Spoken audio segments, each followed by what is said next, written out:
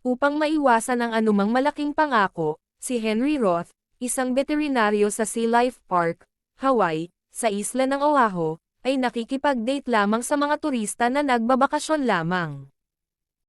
Si Ula, isang lolong sa sigarilyo na taga-isla, Alexa, kanyang bat-ihing alalay, Willie, ang kanyang alagang African penguin, at Jocko, isang tambay sa park, ang kanyang pinakamalapit na mga kaibigan. Isang araw, nasira ang bangka ni Henry. Kaya pumunta siya sa Hukilaw Cafe para hintayin ang Coast Guard. Nakita niya si Lucy Whitmore na gumagawa ng sining ng arkitektura gamit ang kanyang mga waffle. Ipinapalagay ni Henry na siya ay isang lokal, na pumipigil sa kanya na ipakilala ang kanyang sarili. Pinipilit niyang bumalik ng pakikipag-ugnayan sa babae na mga turista, ngunit tila hindi maalis sa kanyang isipan si Lucy. Kinabukasan bumalik siya sa cafe upang makita ang babaeng nagpatibok ng kanyang puso. At muling nakita si Lucy.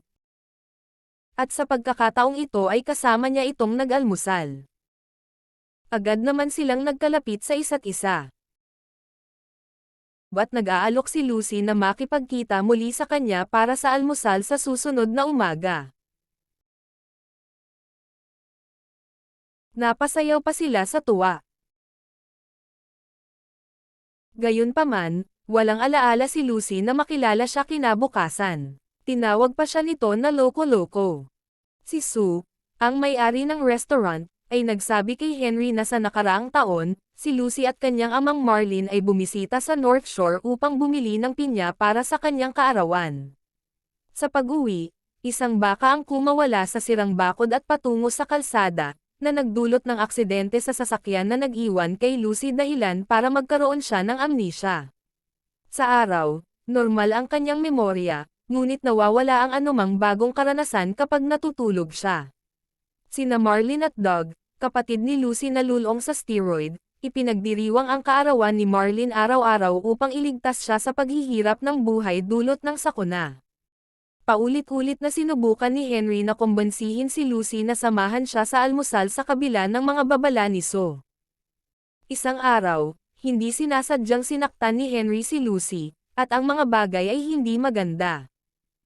Humingi ng paumanhin si Henry at sinundan si Lucy sa kanyang tahanan, ngunit sinabihan siya ni Marlin at Doug na iwanan siya ng mag-isa. Gayunpaman, pinapayuhan ni Alexa si Henry na maghanap ng puwang sa direktiba na iyon.